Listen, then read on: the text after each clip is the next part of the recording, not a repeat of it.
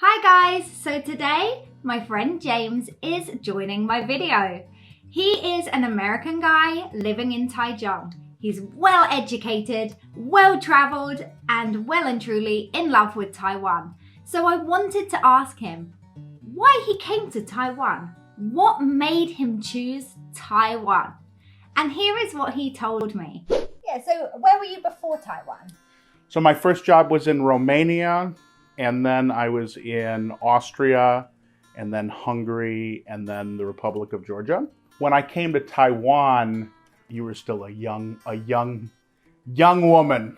Okay, so you're in all of those countries, and then what made you choose to come to Taiwan? Right. I have a very good friend from Taiwan that I've known for over 20 years now, who is, we were exchange students together in Germany when we were in high school.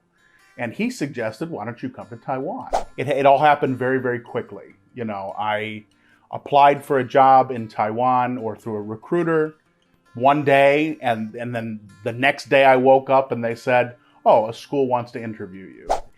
And I interviewed at the school at midnight on the 4th of July, and I went to bed and I woke up the next morning and there was a contract in my email. And then they said, you know, let us know by the end of the week. And I said, all right, let's do it.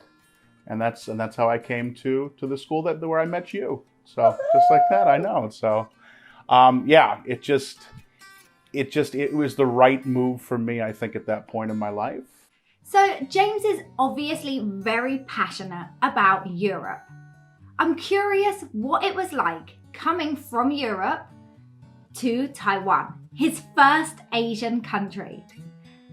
Here he is. And what did you think when you first arrived? Like you said, you've done Europe, you've been teaching in Europe, and then you arrived in Taiwan, your first Asian country. I mean, I immediately hated the weather, and I still hate the weather. So that I didn't like, but the culture, the food, everything about it, you know, it was August, so it was like the middle of Ghost Month, you know, going into the center of Longtan. And just like having all the ceremonies like at the temple in the center of town, and like having all the offerings out, and like playing like the traditional music, and just being like, whoa, whoa, whoa, whoa. You know what I mean? I mean, I'd been to a lot of countries at that point. I was not like, you know, fresh out of my own like small town in Ohio or whatever. I'd seen a fair amount of the world.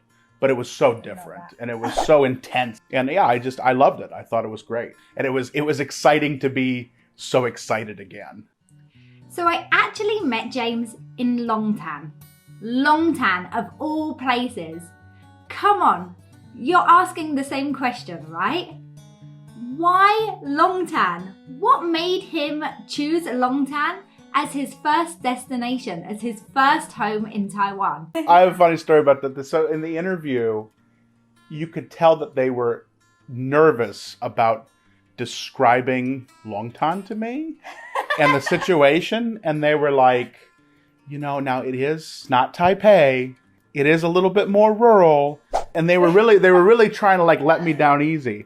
And I told them, listen, I just lived in a village in the Republic of Georgia with 1,500 people, like, where there were more like cows than there were people. It's like, I think that I'll be fine in like Longtan, you know. So it ended up not being a problem for me because I had come from, you know, an even more kind of rural setting in my previous job. So yeah, it was good, and I was there for 2 years. So at one point, James left us. How dare he?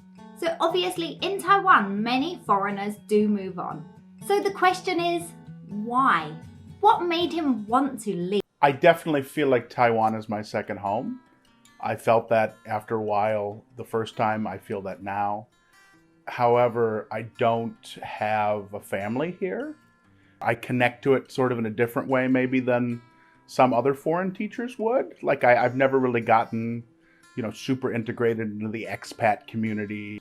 Even though it feels like home, even though you have friends, even though you feel comfortable there and you like it, you're homesick. It's not really. I wouldn't call it homesickness. It's just, you know, I'd been here for 6 years. You did want to be with your family. I did want to be with my family. I did want to be with my family. And at some point, you feel like maybe just seeing them for a month every summer isn't quite enough. And so after being home for 6 months, I got a job in Czech Republic.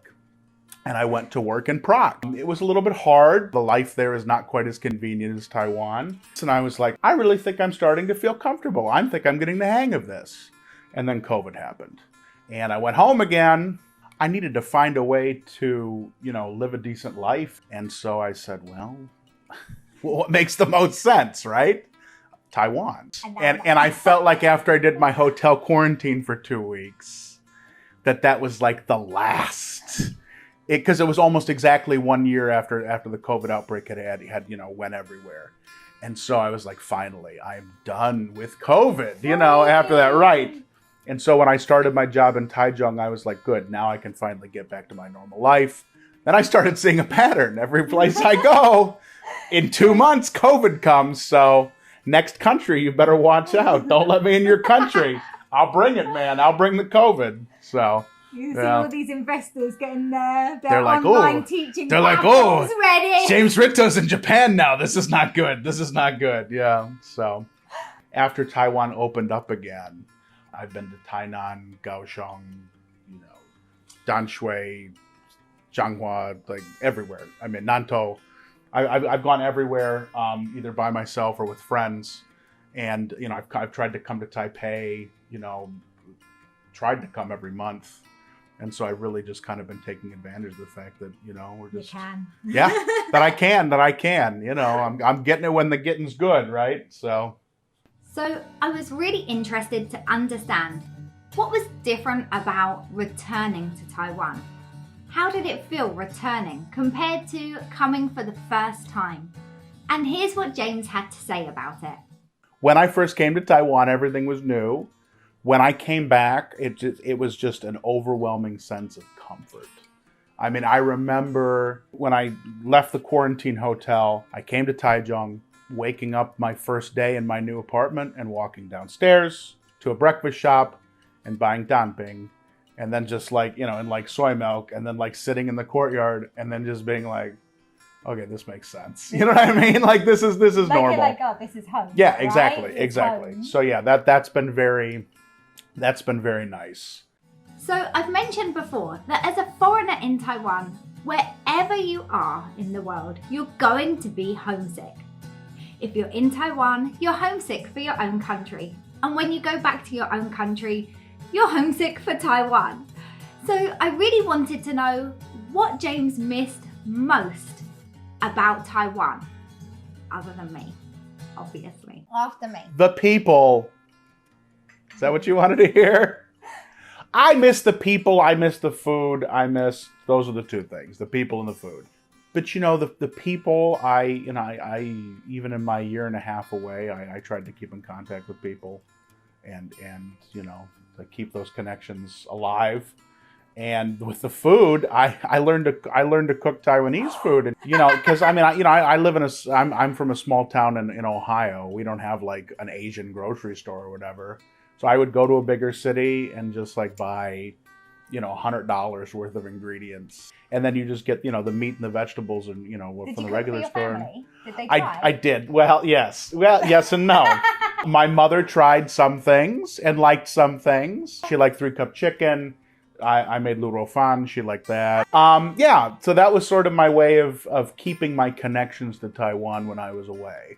So this is James's story of coming to Taiwan, leaving Taiwan, and returning to Taiwan. If you liked it, please don't forget to click like. You can also share this video with your friends, your family, on your social media pages. James will hopefully come and join me in more videos in the future if this one is liked. So don't forget, you can also click subscribe and ring the bell. Thanks guys. Bye. Okay, bye. Bye everybody.